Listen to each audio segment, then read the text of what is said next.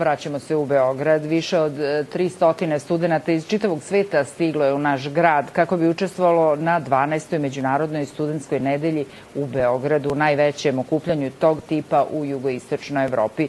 Manifestacija posvećena edukativnim, kulturnim i zabavnim sadržajima za akademce traje do 23. jula, a učesnike je pozdravio gradonačelnik Zoran Radojičić na ceremoniji svečanog otvaranja u Skupštini grada.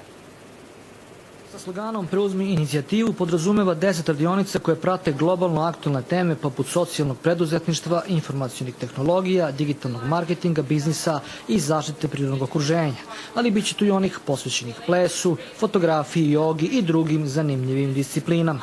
Videli ste i sami koliko je tu pozitivne energije i koliko je divno da su ovi mladi ljudi u Beogradu, mladi ljudi iz celog sveta, mladi ljudi koji sarađuju sa našim studentima, tako da je to stvarno sjajna inicijativa i to je u stvari budućnost i Beograda i budućnost sveta.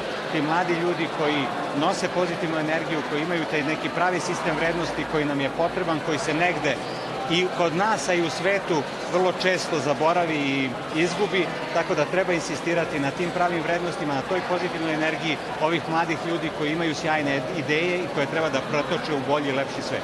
Sem radionica, festival će učenicima pružiti priliku da predstave svoje i upoznaju tuđe kulture, jezike i običaje.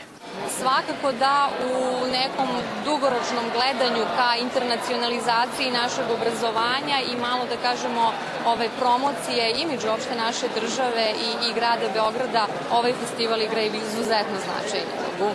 Tradicionalno najposećeniji festivalski događaj Defile zastava biće održan u subotu 21. jula kada će učenici prošetati užim centrom grada od trga Nikole Pašića.